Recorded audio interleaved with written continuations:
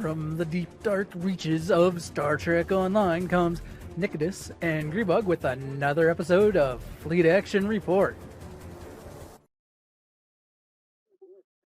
Welcome to Fleet Action Report, the show where we don't just play the game, but we teach you how to play the game. I'm Tabitha. And I'm still Grebog. I'm waiting for the day where we introduce ourselves and you are no longer Grebog. It's going to happen. Or someone sitting in for me, and they can be like, and I'm still whoever they are. That would be awesome. This is episode 142, Override Safety Protocols. So, Tabby, how has your week been? What have you been up to? And also, thank you for filling in. A pleasure as always. I am doing wonderful. My week has been very interesting. This past Tuesday, I went to New York City for the very first time, and I went and I spoke at a fundraiser for the organization that I volunteer for. So it was like my first time at an LGBTQ club, and my first time on stage speaking in front of a bazillion people. So like a lot of firsts for me last week. I was gonna make a joke, and I'm like, that's probably inappropriate. Oh yeah, but probably inappropriate. But Also, I went ahead and pulled the trigger on that Oberth / Reliant bundle. So I am now the proud owner of an Oberth and Miranda. nice. Or not Miranda, but the Oberth and what's the one that comes with it? Now I'm trying to. So you're talking the new Genesis bundle, right? Yeah, the new Genesis bundle. It's the Grissom Light Science Vessel. Oh no, that's the Oberth. The Clark Multi-Mission Command Cruiser. Yes, the Clark and the Grissom. So, Because I just had to buy it for RP purposes. I mean, the device makes that bundle very tempting. I did not buy them, so I was tempted. Plus, it comes with so much for those who are not aware, I have a Twitter account where I RP as a Federation news reporter character, and I'm like interacting with various like pretty much Trek community people as if I'm a Federation news reporter.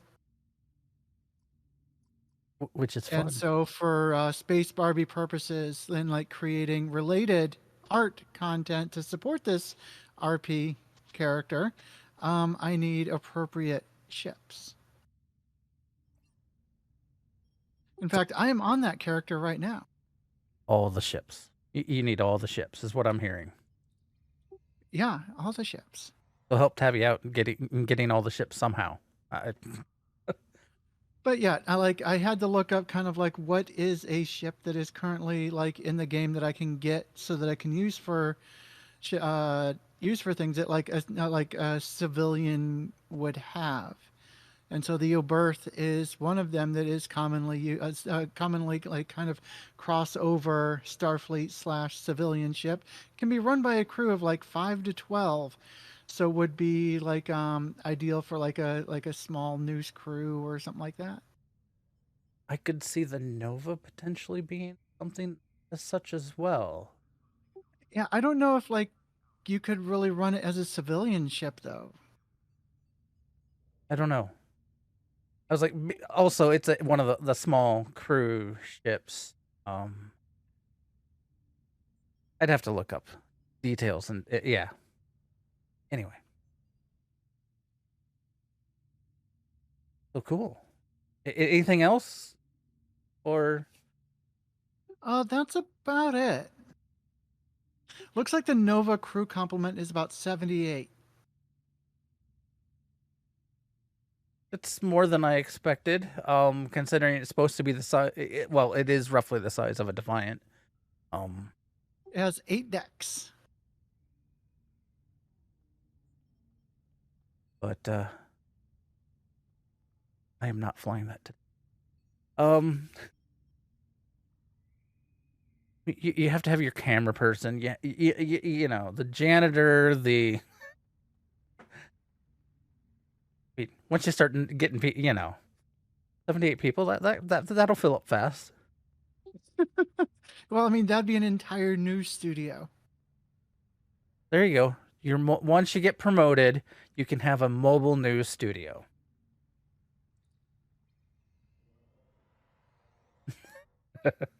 or or am I giving you idea? I don't know. But I mean, yeah, I mean, that's an idea. I would just need I would just need to get myself a Fleet Nova. which I think we talked before that you've used up most of your fleet modules from the Well, reps. I now have a couple more because I got that bundle. I think I now have 4. How much is a Fleet Nova? 3. If you don't have the Nova, like I think it might be the Equinox, it's 3 to get a ship that you don't have the standard T6 variant. See, I have 3 fleet modules now. It is a good ship, but I mean, I'd probably hold on into it just in case you decide to choose something else. Who knows? There's plenty of good ships in the game. There's plenty of ships in the sea. Yes. All right. Well, uh, for my week, let's see, what have I done? Played Pathfinder 2 or D&D, depending upon.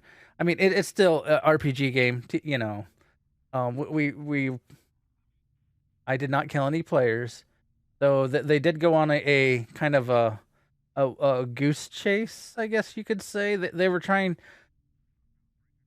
They let a bad guy escape. Yes, they could have prevented it.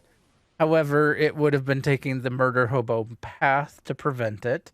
They opted to try to talk their way out, talk their to the big bad, and the big bad then opted to use its skeletal minions to block the path of the party while they ran. Oh my. So they're now they've learned much more. They are now dealing with the how to catch up to said person, well, said people. There's now 3 of them that are 3 people NPCs that are on the run. Yeah. So I did give them a friendly NPC to help track the, you know, they apparently they cut a deal with the guards, and the guards then so they thought someone was innocent, and to help get someone, they basically posted bail of the person. The person then is one of the people that's on the run, and so they have to get the person back into town. And the only way the guards would let them leave is they bound one of the players with this NPC to this NPC. If one of the 2 die, the other one dies as well. Oh, It's the guards' way of ensuring that they don't do any weird stuff. So, but yeah, it'll be an interesting time. I'm curious on what steps. So, since Nikitas isn't here, I can probably. I'm going to give them a chance to catch up to the people on the road. Now, it depends on what they do to try to speed travel up on whether or not this is going to happen. They do know where the final destination point is, which is roughly 3 days' journey out. So, if they do things to try to speed up their travel, they can catch them before they get to their home base, so to speak. But it could mean no sleeping and continuing traveling through the night. I am not going to tell them what they can or cannot do to try to speed up the travel. I like to let them come up with the creative methods. I mean, the obvious one is obviously don't sleep and keep moving.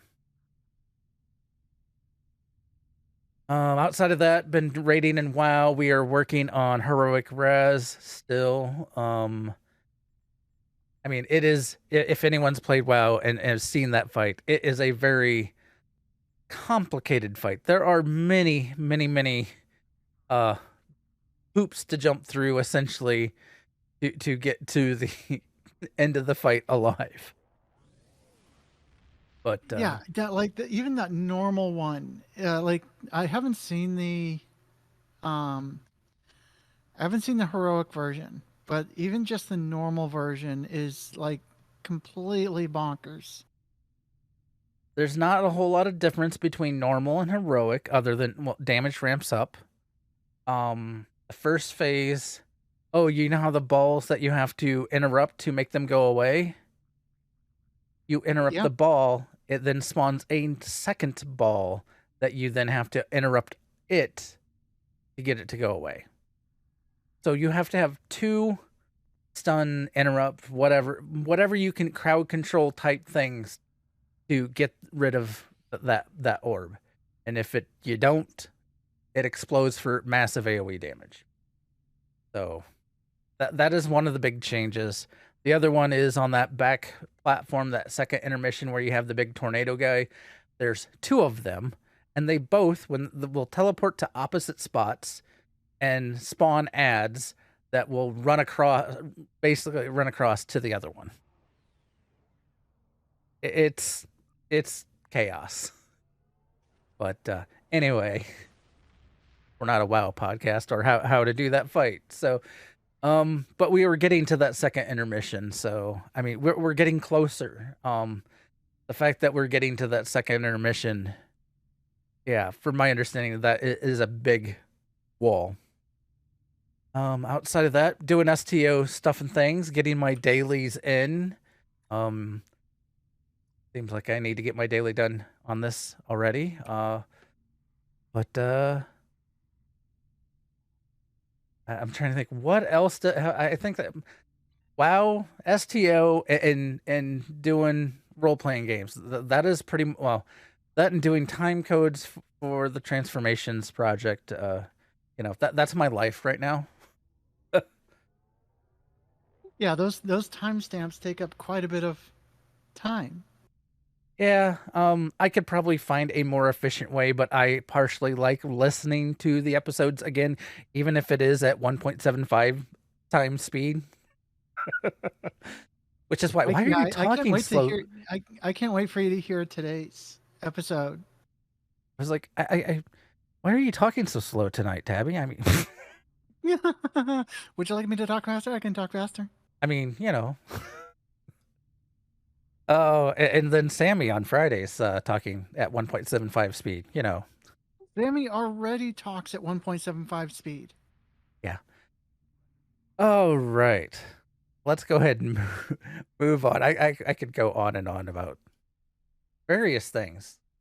Definitely go check out the Transformations project. They have a lot of good stuff, especially if you're trying to keep track of anti-trans bills that are being pushed. Yeah. Hence, there's a whole nother show that does that, and we'll let them handle it because otherwise we'll be here all night. Oh yeah. We easily talk 2 hours about all that nonsense. Yeah. All right. This week in STO, Voth Invictus. That is the current event. I mentioned that a little earlier.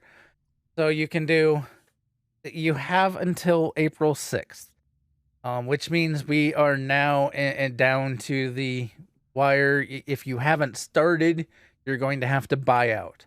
Do as much as you can so you don't have to do the buyout. But I highly recommend you trying to get this completed for the fact that once you get your 14 progress in or buy it out, you get a very cool kit module, the Voth exosuit, and everyone I have heard talk about it, it is awesome.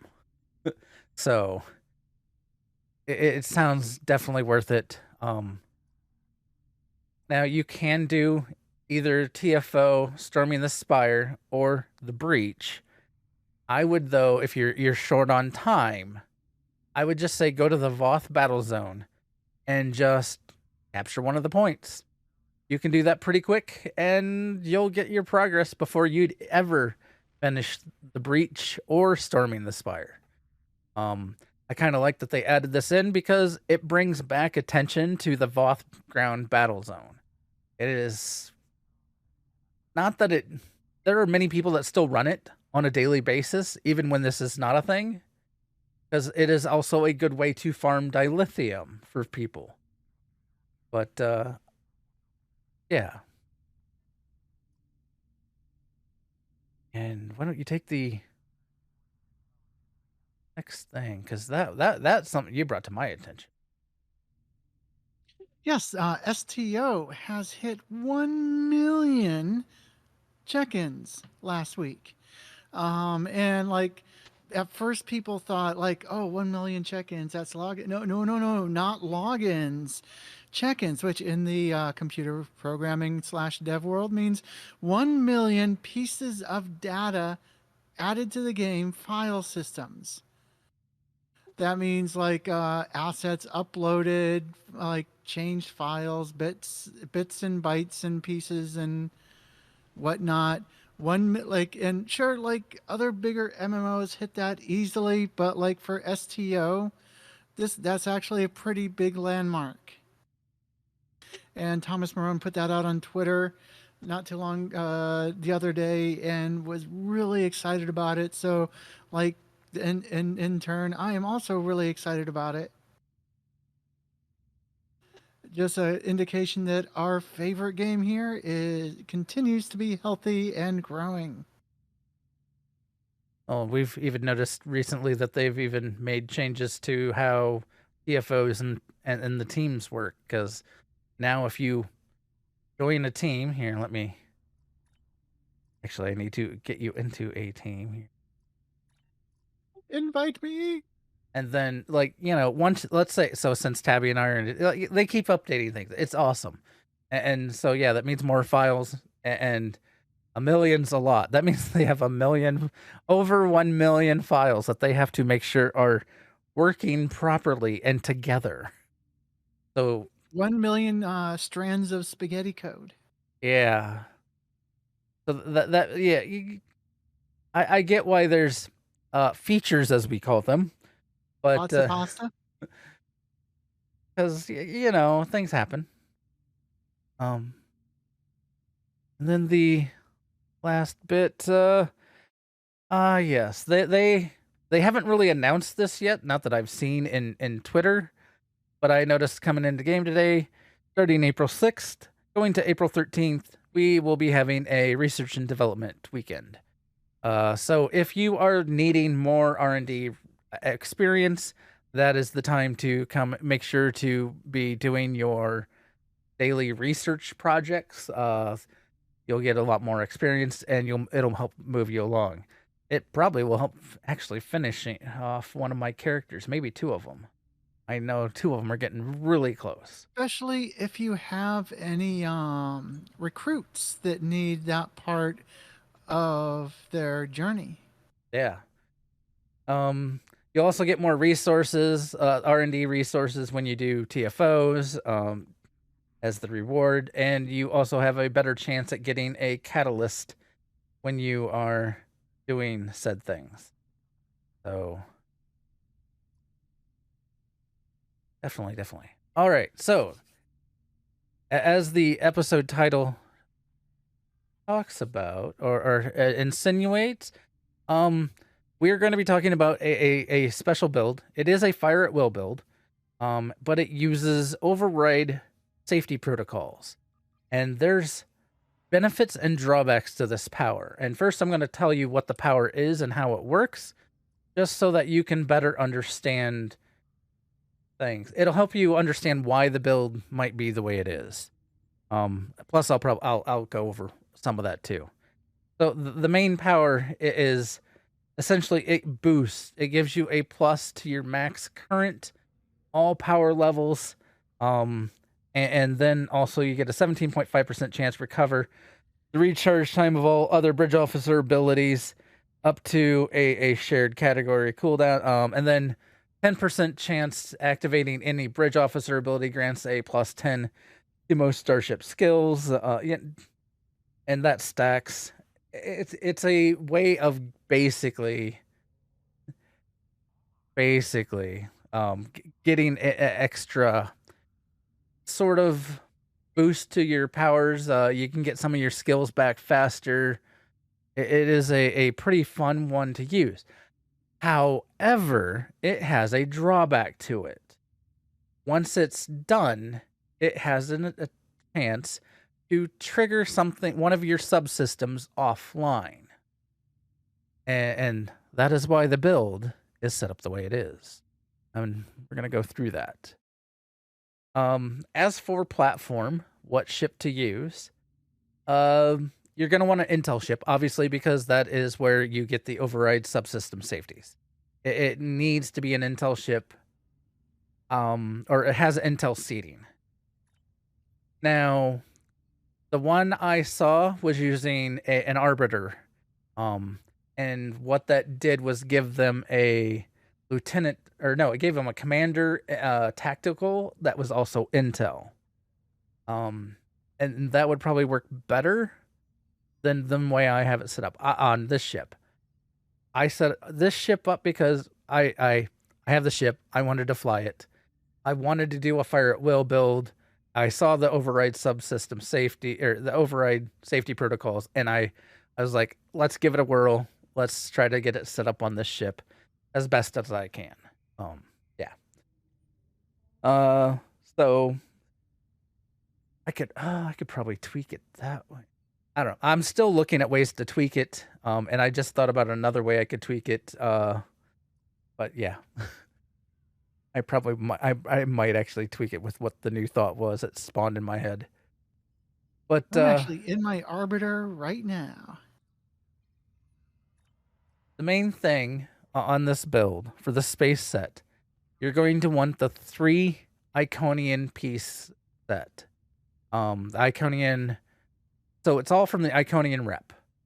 You're going to want the Impulse Engine, Warp Core, and Shields. The reason you want to use Iconian, these items, is they have an innate ability on each one of them that they have a chance to trigger a reboot if they ever go offline. So if the engines go offline, it has a chance to reboot the engines and come back on. Actually, I think it might automatically do it. It's a pretty high chance that it does this. But like the shields do it, the warp core has it. It's all about basically reboot, having an auto reboot. So if your safety protocols that you just overrode kicks off your shields, the shields will automatically kick back on. Same with same with the engines and such. So it's like here, this one says hot restart automatically removes weapons disabled condition. So if your weapons went offline, your warp core will automatically kick them back on. But it can only happen once every 60 seconds, and because of the way that this works, you probably are not using override protocol, again, override safety protocols that fast. And also the odds are it will trigger hit a different system than the one it hit before. So now, also something to note: the Iconian Rep set here that I'm using,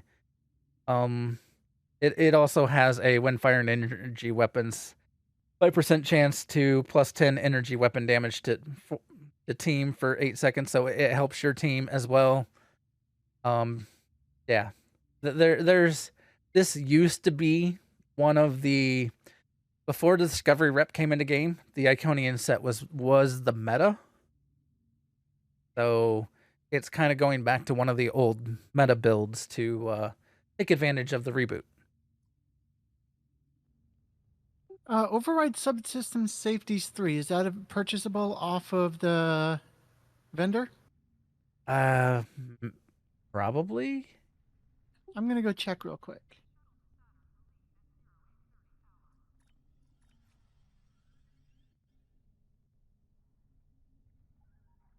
So for weapons, I went with phasers because, well, this has a phaser lance on it, and I might as well boost all the extra damage on the phaser lance. Yeah. So I went with all phasers. Looks like 2 is the highest available from the... Then you'll either have to craft it, which I might be able to, or you can probably buy it off the exchange. It all depends on where you are with your specializations for intel. So I'm using the phaser wide angle dual heavy beam bank, which that comes from the where'd it go? Where'd it go? Comes from the disco rep, because it's nice to have something like this on the ship. It's got a nice wide angle on it. I use the prolonged engagement phaser. Being fire at will, you're not annihilating one ship.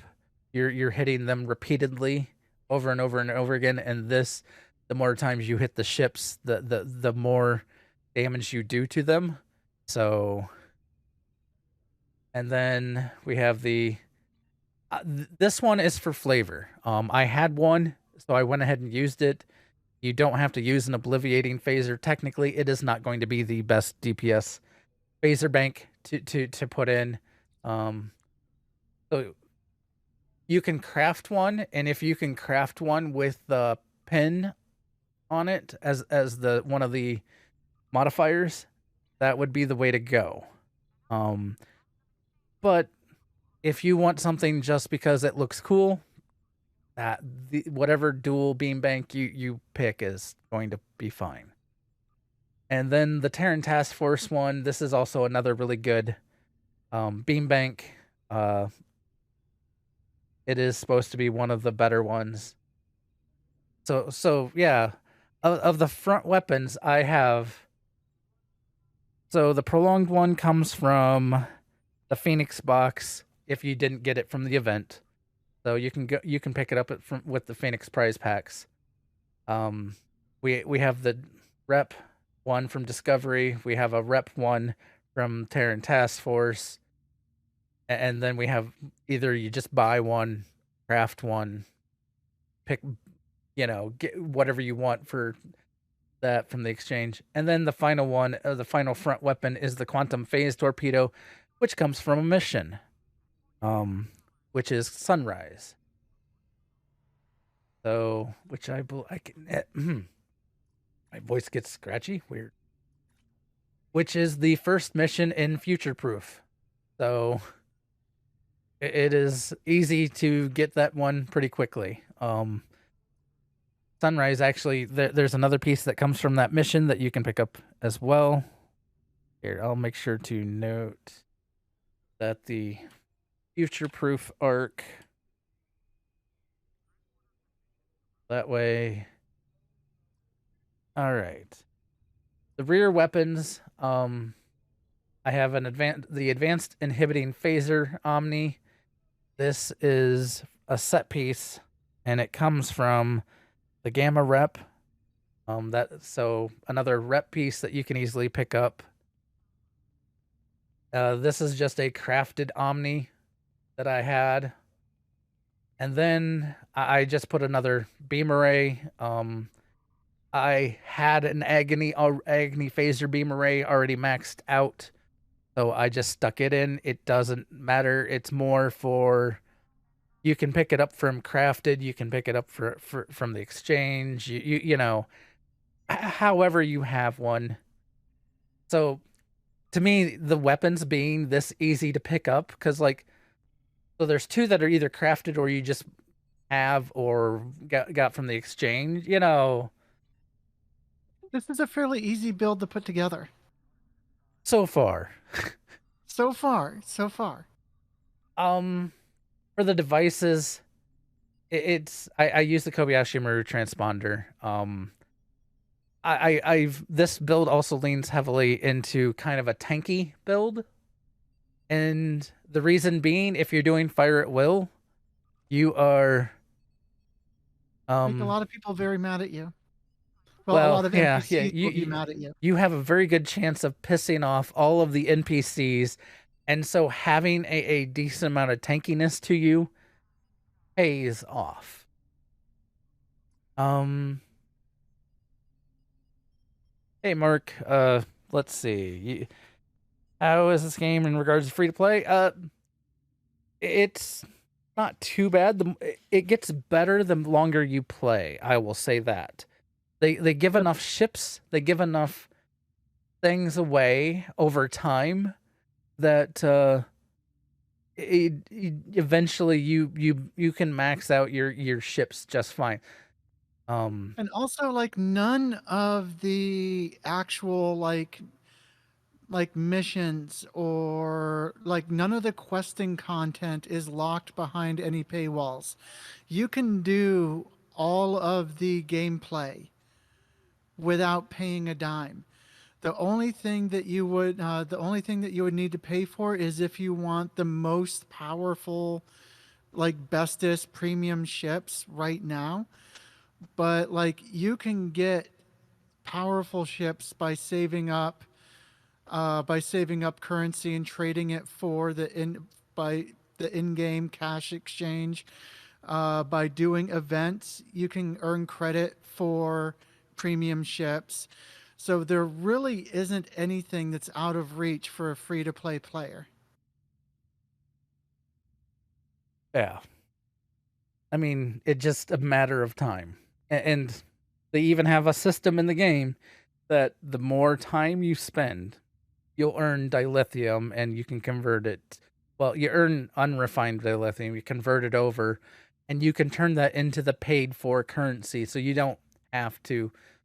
You're basically your time can be turned into actual game money that other people pay real money for to get stuff, get ships, get whatever. Um, I won't.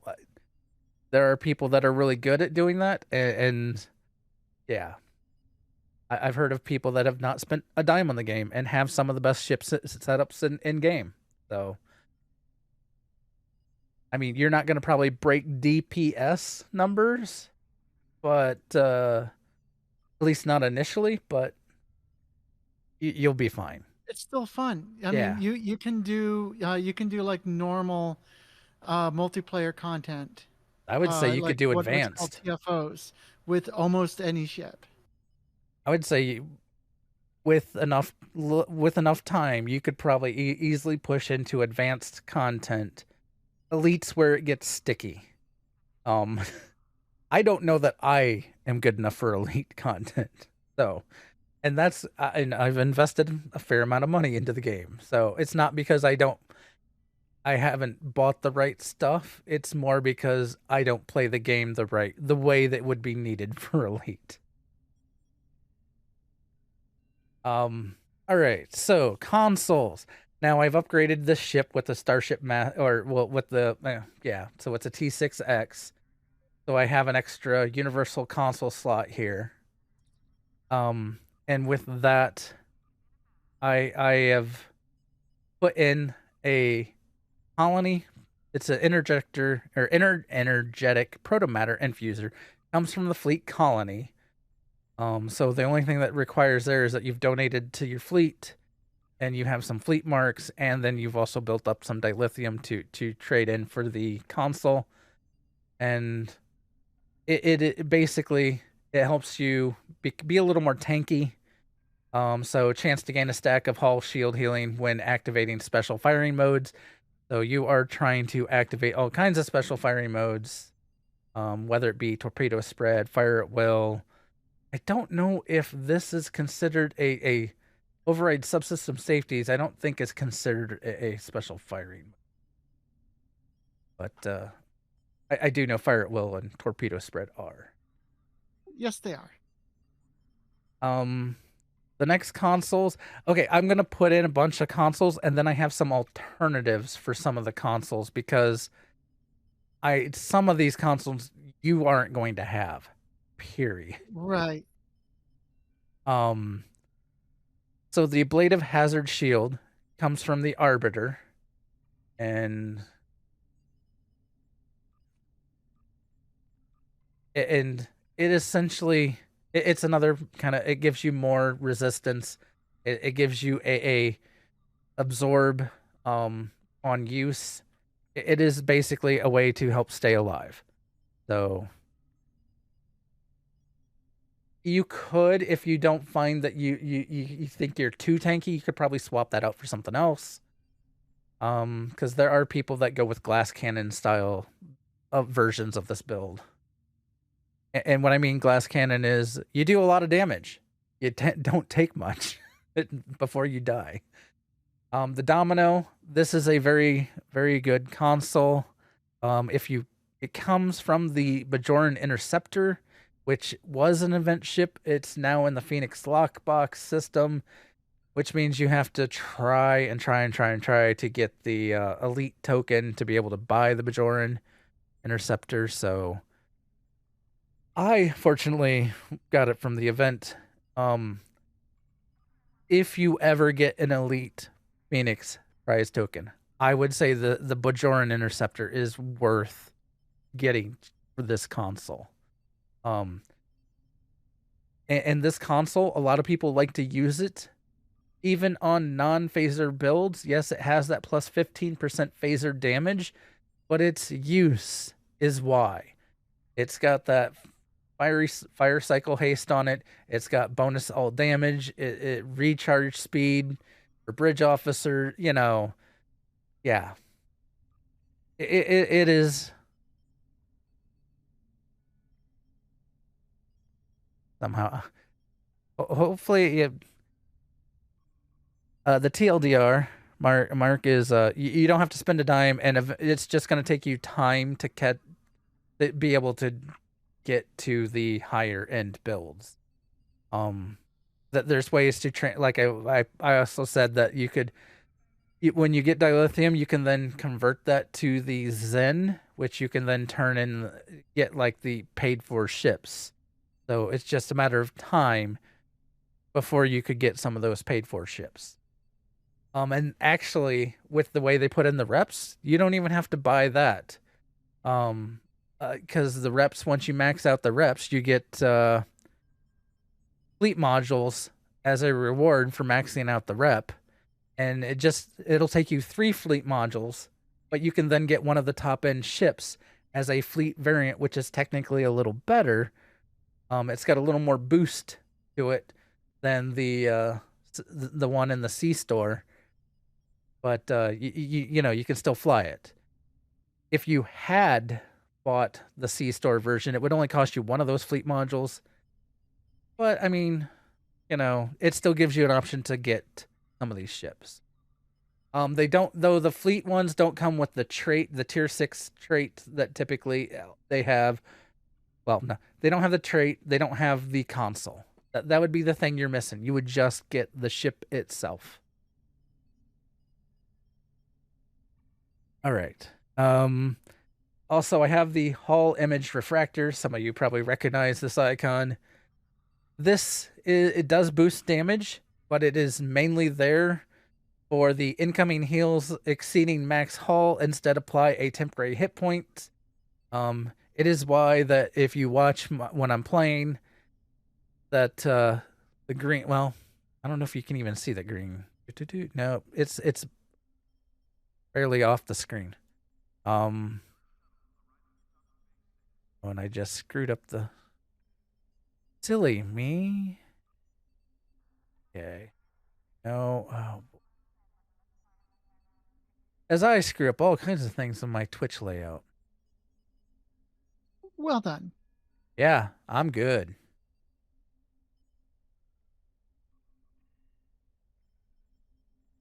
Oh, there. Good enough. Chat got super small for me. Uh, like, yeah, whatever. All right.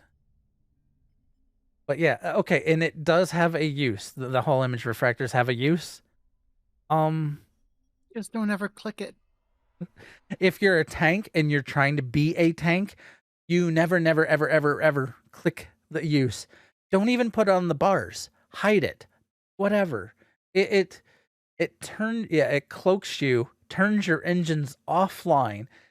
Yes, it heals you to 100% over the 20 seconds, but you are then stealth for 20 seconds, can't do jack for 20 seconds. You are out of the fight for 20 seconds. I have it here because when I do damage, I heal myself. And any overhealing creates those extra defensive layer.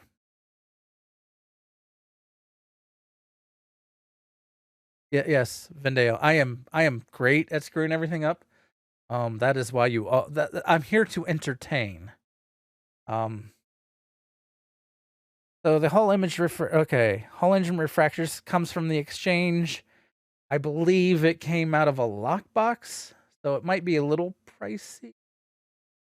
But so being that I don't know that I paid too much for it. It doesn't shock me as super pricey, but I could be wrong on that. I don't keep track of the prices on it. The next one here I have in my here. Let's go to the rep. I use the assimilated module. It has not a lot of crit chance, crit severity, weapon power. It's a pretty decent all around console, and this comes from the Omega rep. Very easy to get. Very very nice to have. Yeah.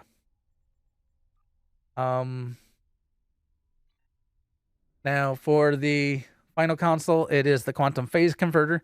This too comes from the mission Sunrise, which I said earlier, future-proof story arc. So there are two things you'll have to get from the mission Sunrise. This has also on it a bunch of phaser damage, aux power setting, starship drain expertise, and it has a hot restart, automatically removes auxiliary power disable conditions. So remember, override protocols can kick off something offline. This is another way to kick things back online. So another one of those little tricks. Then in science we have it's just a universal console, but it's an ordnance accelerator. It has more phaser directed energy weapon damage. It does do Polaron, so it would work in a Polaron build as well. It does also it'd be good for other builds based on what it is. This also I believe is here for the 2-piece set. Details, because the 2-piece you get more phaser weapon damage, and then it even boosts your flight turn rate, which is nice to have on things that are giant cruisers that we typically put fire at will builds on. The last, this is one of the consoles you don't have to have it. I'm probably going to move it, swap it around for something. I might bump it. I like having the Hall image refractor. I might remove my ablative hazard shielding and put my emulating phaser lance there. This is one that comes from a lockbox ship. It is a section 31, or no, not a section 31. It's the one, here. It's in a mud bundle now. But it is that ship, not that ship. Where's that ship? Where? There it is. The Demos pilot destroyer. It is the ship that you fight when you are going in the when you go to Mars and you're saving people, which we don't get that TFO much anymore. Uh, this is this is the ship the androids are flying. The androids that have gone rogue are flying these ships. And it has the immolating phaser lance on it. The next thing up is the vulnerability locators. Obviously, I've got 3 of them stacked here because it does phaser damage, lots of crit chance.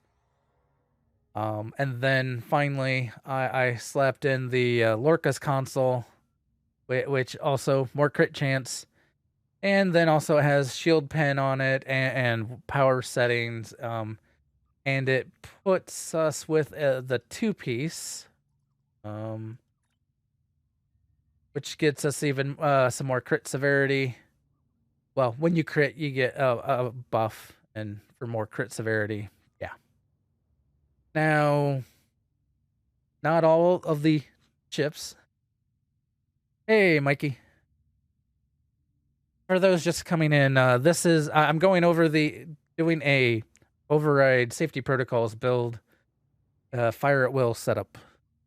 Probably this is probably not the best ship or the best setup of it, and I'm still tweaking it a little bit. Like, okay, so one of the optional consoles, and actually I'm thinking I'm going to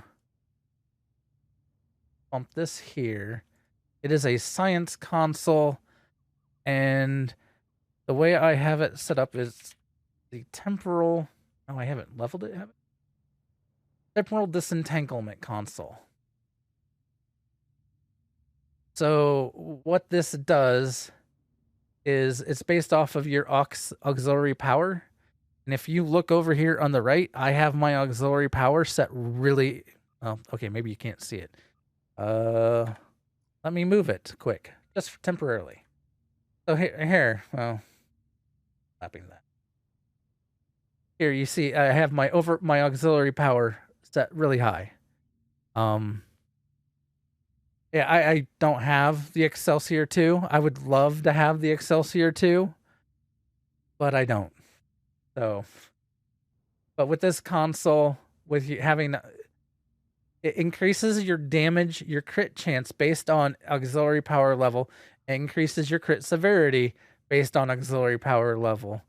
So that is why 1, you have shield your weapons to max, and then 2, you have your auxiliary set to 65, and then the other 2 are down near the bottom. That is to take advantage of this console here. As you can tell, I had to go and pick up some of these more recently for this captain. I haven't had a chance to fully max them out like I have all the other stuff. But it still seems to perform quite well. Let me save the load. I am changing that. I think I prefer that, having the temporal disentanglement. So also, if you don't have the Domino, you could use like the Prior's World Elite Defense Satellite. That was a featured mission. It's now in a mud sale. Let's see here.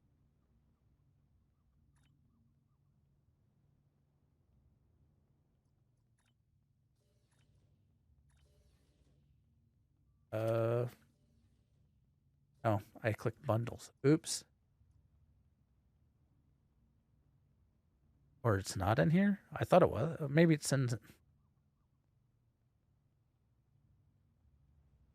Uh-oh, Mikey's building something naughty. Uh-oh. Well, I mean, that could be fun too, you know. I thought the prior world satellite thing was in here.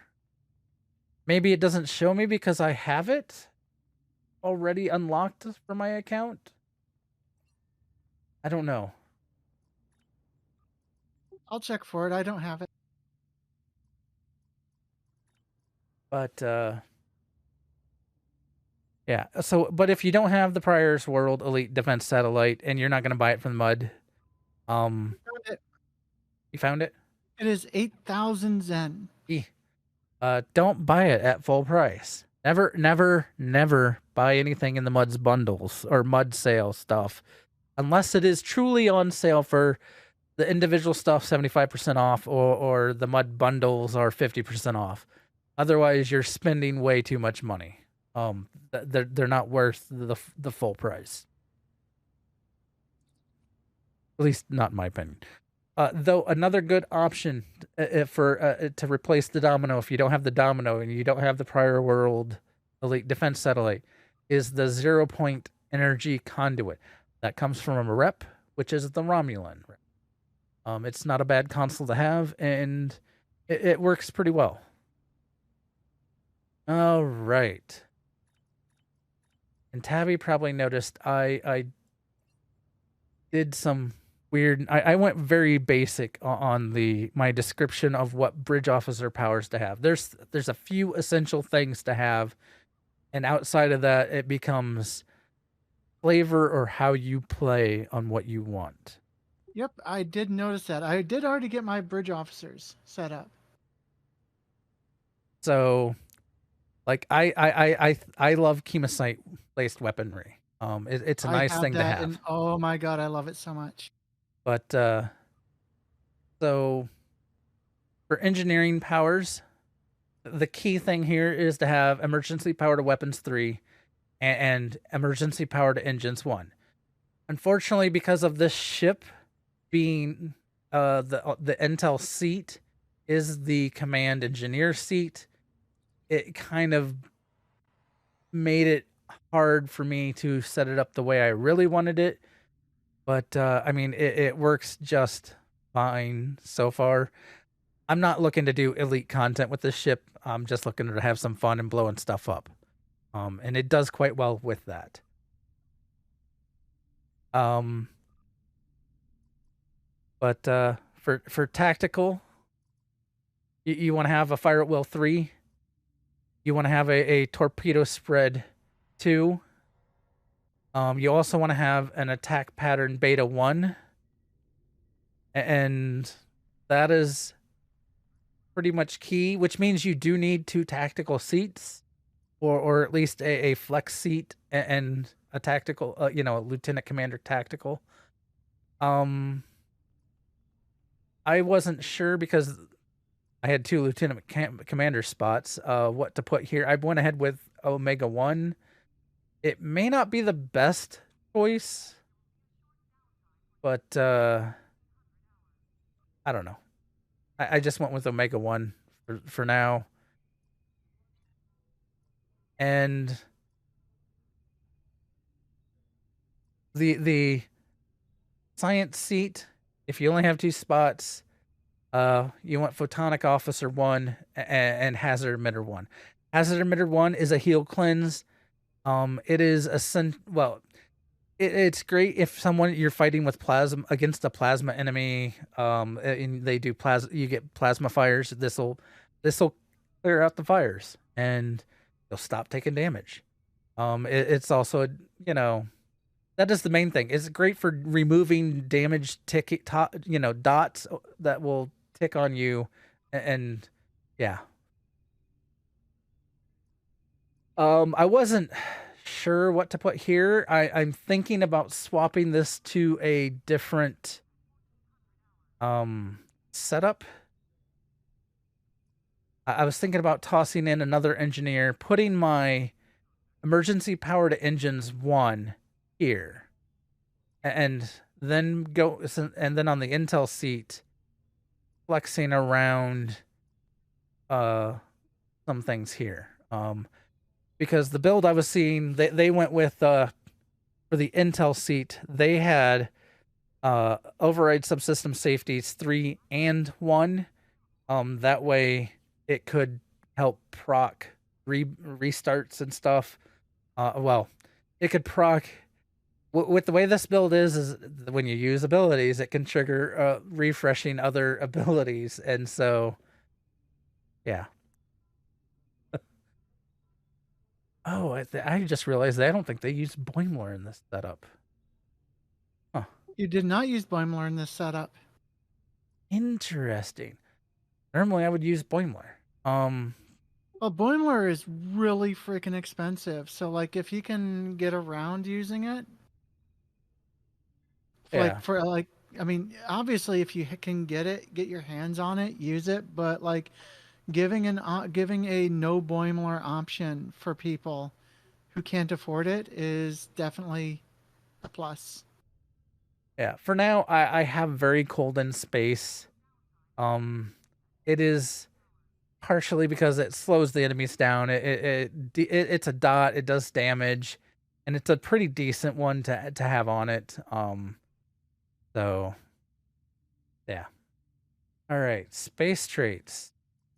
Oh, I do have. I'm technically using Boimler. I did not go through a whole lot of changing what I have. A lot of these come from the exchange, though there are some that people can get for free. Fleet Coordinator is a good one. It's free. Um, a Good Day to Die. This is for tactical people only. That comes from the exchange. It come from. Yeah, there's just so many that come from Lockbox. So I've noticed a lot of the traits don't seem to be super expensive. I mean, you're still gonna pay probably 5 million ish. I mean, maybe upwards. Good Day to Die is running 31 million right now. Okay, well, but like context is kings. It's another one from the exchange. Fragment of AI tech. It's let's see. So Context is 29 mil. so they've gone up quite a bit. There was a time that they had dropped to like about 10 million a pop for a lot of these. Though that might be part of the uh changes coming through as the bots are getting uh less likely. Yeah. So a real player. But yeah, I was like the exchange prices I noticed have gotten odd would be a good way to put it. Um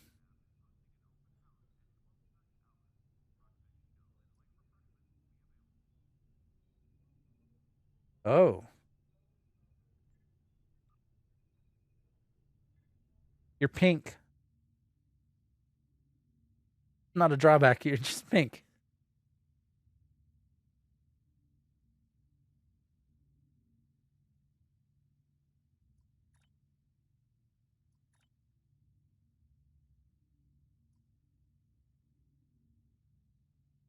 I'm gonna guess you're going for a drain build there.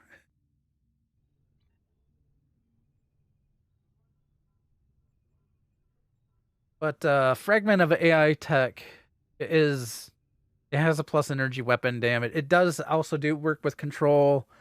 Um the fleet coordinator, which is the one of the free ones, it has a +2 bonus all damage per team member.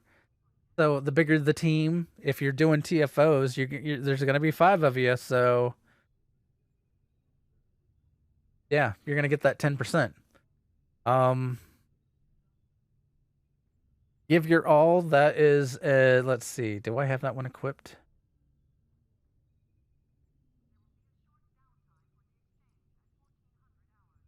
I do. Give your all. It's a damage reduction from any engineering abilities. So dodge 20% of all incoming damage for 3 seconds. Basically, after you activate engineering abilities.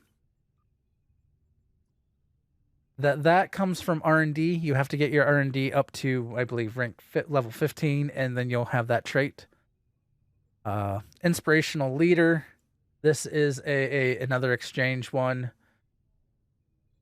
Intelligence agent attaché. Also another exchange trait. But yeah, crit strike. Oh, I still have some of my tank stuff in here. Uh, okay, so if you don't have some of these traits, superior beam training's a decent one to use. It is, I believe, Cat 2 damage, which means it's not as potent, but it's still a boost. It's better than nothing. Um, another one. Beam Barrage wouldn't be a bad one. Also, if you don't have anything else to put in, it's not great, but it's better. Again, better than nothing. Techie, I think wouldn't. Is it Techie?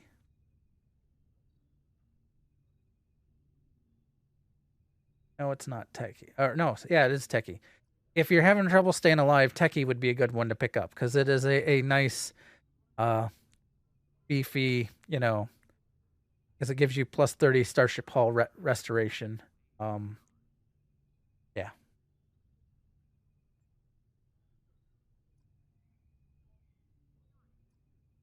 But I would say, yeah, I'll put the list up in the show notes when this goes live. I don't know that I went through all my. So one of the key ones. Go buy your if you can buy yourself an Arbiter, the first, and that's the only thing you can spend money on, or that's what you've finally gotten enough Zen through the doing changing dilithium to Zen. The first ship I always highly recommend is buy yourself an Arbiter. It's a good ship. Absolutely. It also has one of the best starship traits in game. Which is emergency weapon cycle. No, don't remove it. Keep it. I want the trait. Let's see. Super. Oh, I don't know that I have the. Oh, and I spelled that wrong. I'll fix that.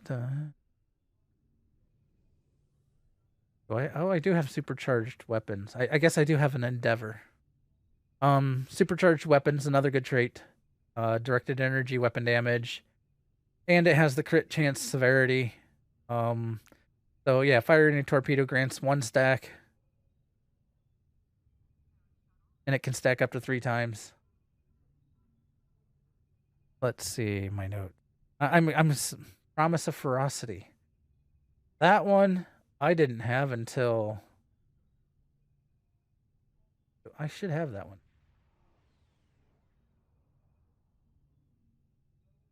As I am overlooking everything.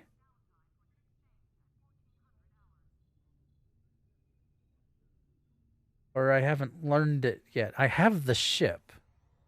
Promise of Ferocity. It comes from those in Pilot Escort. I have instead tossed in a improved critical systems, which is a starship trait that comes from one of the recruits. Temporal? Maybe? Yeah, that sounds like temporal. So, I mean, that is actually a decent when they have the recruit system going.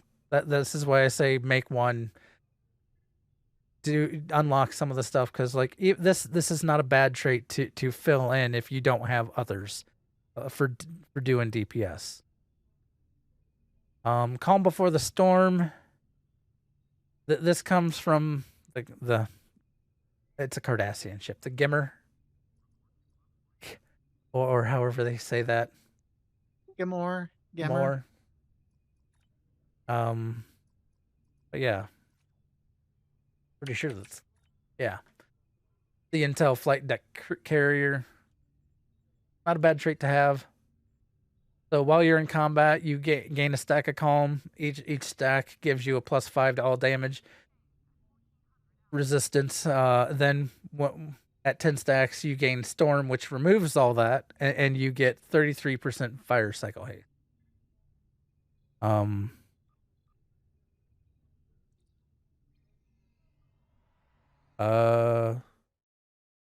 I don't know.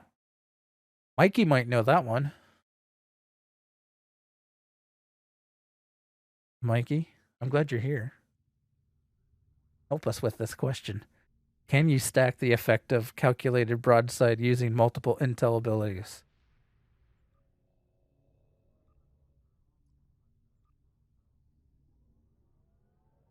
So this may seem like an odd trait to stick on a fire at will build.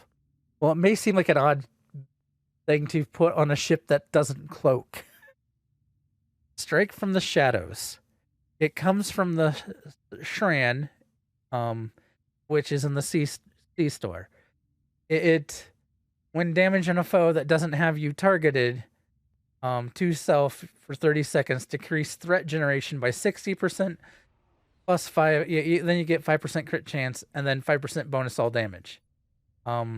Placate target for 12 seconds, or until you deal X amount of damage to the jammed target. So you're hitting everyone, and you are hitting them. Yeah. So the chances that they might not be targeting you is probably pretty high. Yeah.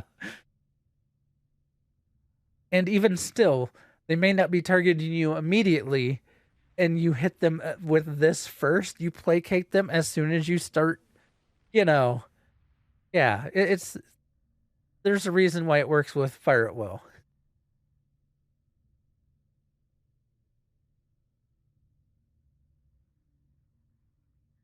And okay, that was that. Then the entwined tactical matrices. This one comes from the Gagarin. And basically, when you activate Torpedo Spread, you apply Fire at Will 1 and Scatter Volley 1 to self. When activating Fire at Will or Scatter Volley, applies Torpedo Spread 1. So, there you go on that. Duty officers, they are so flippin' expensive right now. The build was recommended, if you can get the 22 of 47, I think it was, or something to that effect. Yeah, the duty officers are so pricey right now. I may have mixed mine a little differently. Let's see, active space. I didn't have anything else to put in place of 23 of 47. He's not recommended. Though I do have a command seating, so I was debating swapping this guy out seeing about putting in a command ability to work with this setup, but I have not tested that yet.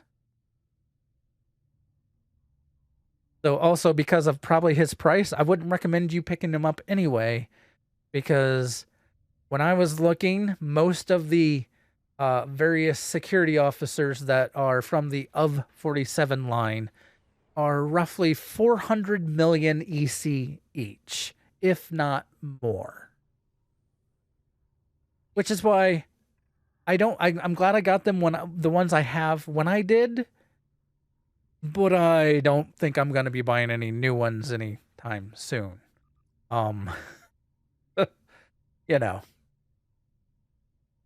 But one of the key things here is energy weapons officer. I would recommend getting one of each of the types. One with a chance of stacking crit severity when firing energy weapons, and one with chance of stacking crit chance on firing energy weapons. I had this one before. I might have picked him up from a pack.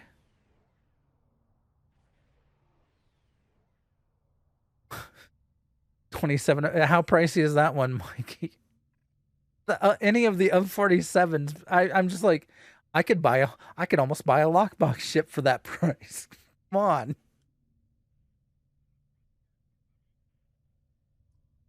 on. But those two, like the chance to stacking crit severity and the chance to stacking crit hit chance, those two are good bridge officers or duty officers to have. You'll probably more than likely have to buy the blue or rare quality, not the very rare quality, because I think it was 10 to 15 million for the rare quality, the blues. The very rares were also way up there. Like I said, the exchange has gotten silly on some of this. So another key for this build, one of the key bridge officers on top of those two that do the stacking chances is the con officer that recharges evasive maneuvers when using emergency powered engines. This is one of the ways that you're going to get around the map, get turned around, get facing your enemies, because we do have some narrow, like the dual beam banks and some phaser lances on this ship, so it is important to be able to have that all pointing at your enemy. Yes, it's fire at will and such, but your primary target you still want to face. Now, Exactly. I went with another con officer. Oh wow, it's already time. I went with another con officer that gave me, where is it? There, chance to recharge time to attack pattern beta and delta, a reduction. It was not a pricey one. Because I have attack pattern beta, delta, or well, I have omega and beta in this my current setup. I figured why not? Anything is better than nothing. And then I have a fabrication engineer that increases the duration of reverse shield polarity, which is a big boost to your survivability, which I have here. That is basically the build. It is a very tanky setup. You could probably serve as a backup tank. I don't know that if you would be able to take enough damage or be able to take enough sustained damage to be a full-on tank. But I mean, for advanced, you should be fine. And yeah, override subsystem safeties is a big DPS booster with that one drawback of triggering a system offline, which is why the Iconian set. And you saw how I had one of the consoles that also had a way to trigger some of your system reboots, so that way when you accidentally trigger an offline system, they automatically came back online. You don't get the penalty that the override safety protocols gives you. So that is the key on how this build works. Here, Tabby. Let's hop into. Oh, did I? Yeah. Okay. Let's do a patrol quick to Sounds good. show this off. 'Cause I guess Mikey, if you want to come too, I was probably going to do like ninth rule. A thought. There's a fair number of enemies in ninth rule, so.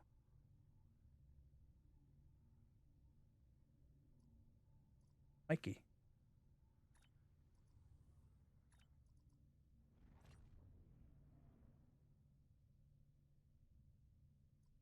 All right. Where's ninth rule? Ninth rule, Kinger system. Oh, let me set it to advanced. Let's at least make this a challenge, or well, maybe not a challenge. Advanced. Yeah, ninth rule. I'm gonna guess. I'm gonna count to 3, which means Mikey, you'll probably click on. Oh, I'll count down from 3. Mikey can probably click on 3, and I can click on. We'll click on 1, hang Tabby. on, I'm still looking for it. There it is. Okay. Okay, 3, 2, 1. Of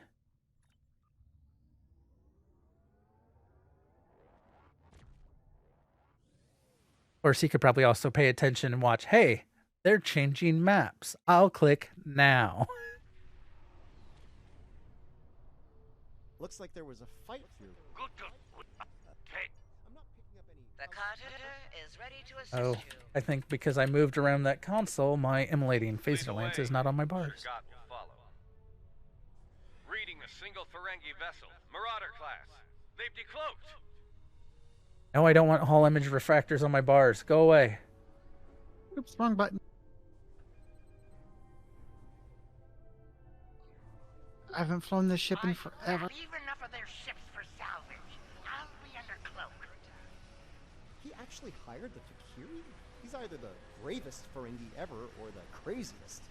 So this ship has an innate phaser lance built into it.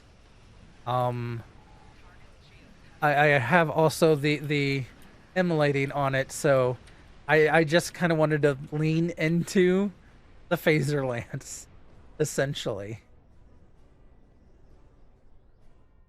Well, there's Hey, good Goofball, news how you doing and this morning? bad We news. will. Here first. Bad news. The Ferengi. And if you notice it, well, you can't see that probably on my screen. Before Cutting you out the start, middleman here, Modron. let me Give us remind the you, spores. You treacherous. I mean, it kind of is a lazy boat. Deal gets worse by the minute. So I want to get turned around. I'll hit evasive maneuvers. And then they die. The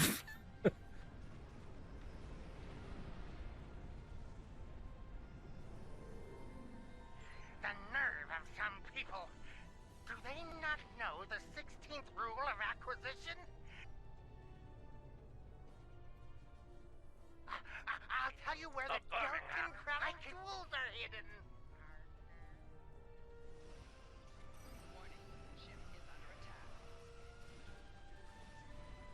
Why are you defending that Ferengi worm? He's not worth dying for.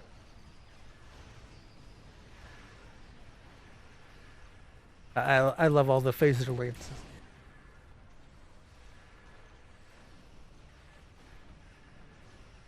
That is probably, I don't know, it's probably because of that one episode in TNG when they showed off a phaser lance that it just seems so powerful that, yeah.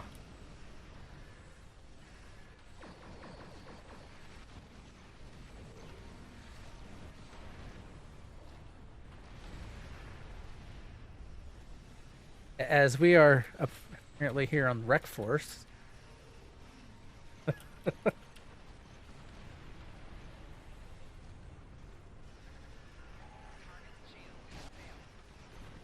They're dying so.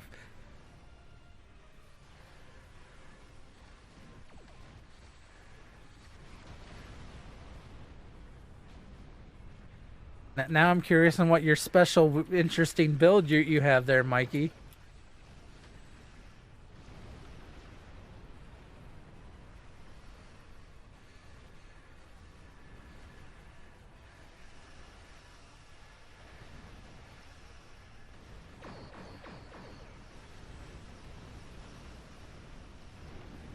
Petrion Lazy Boat Shield Stripper.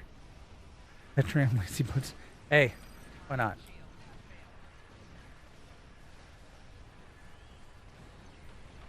I mean, this is sort of a lazy boat, too.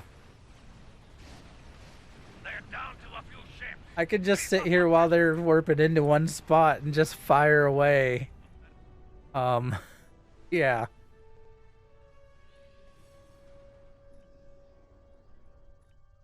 So yeah, one thing I did like about this build, Well fought yes, starship traits unfortunately come from a lot of ships, and you're gonna have to buy them or pick them up one way or another. What happened here today?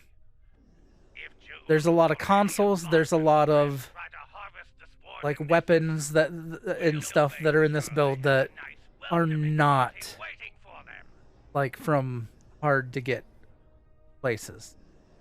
So it's a fairly inexpensive build. The Federation holding I'm using full slots of agony phasers. Yeah, well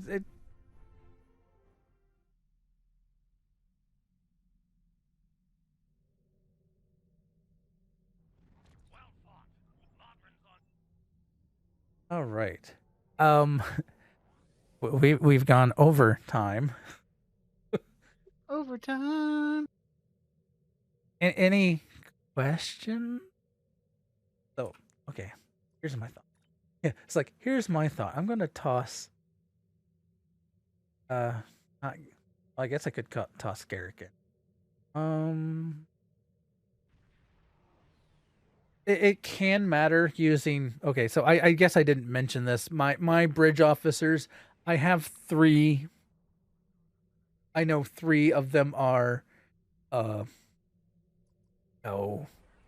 Romulans for the superior Romulan operative. I'm using Lorca because Lorca has. Before I had Romulan operatives, I had him set up to be my tactical, and he has my Chemosite, and I'm not gonna go buy another Chemosite. I'll just stick him in a slot. But if you can get the tactical or the superior Romulan operatives, definitely great way to go. I don't know that I'd say they're required. All right. So, yeah, any questions? Let's see. The fleet's doing well. The fleet is still, I mean, moving along nicely. Here, let me just. We are working on batteries still. It was a lot of batteries. Well, I mean, we triggered the renewable energy tier right before we did this one, which is why the batteries is the one that was depleted from our stockpiles. So, yeah, the Watchers, the new Watcher ones would probably be good too. The Hydra console? May have to look at it. Yeah, builds are ever getting tweaked and changed and adjusted. They keep putting new stuff in the game. This is probably going to be a decent build even for anyone. Yeah. Okay, some nights you guys are running when I am doing D&D with one of my groups, but that's only on every other thing, and there have been times I've seen you guys running and I've debated if I could go. I don't know how great I would be for that.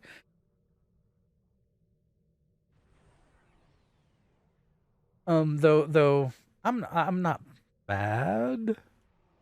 I don't know if I've optimized my ground setup nearly as well as some of y'all. You know, there's only one way to get better. I know. Talk to people that know how to play. And also to engage and practice. Yeah. To participate. And this is an MMO. I mean, play with friends. And if you don't have any friends that are playing, make some friends. We're all here. I'm open to meeting people and playing, as long as you don't turn out to be an asshat.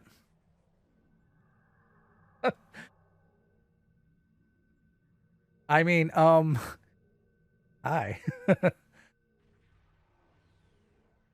Let's see here. Do we know anyone streaming STO or? Well, I guess here, before I do that, I guess we need to end the show. Have you have any last words? Thank you for having me. Have fun, be safe, and don't set yourselves on fire. Live long and prosper, everybody, and we'll be right back to raid somebody.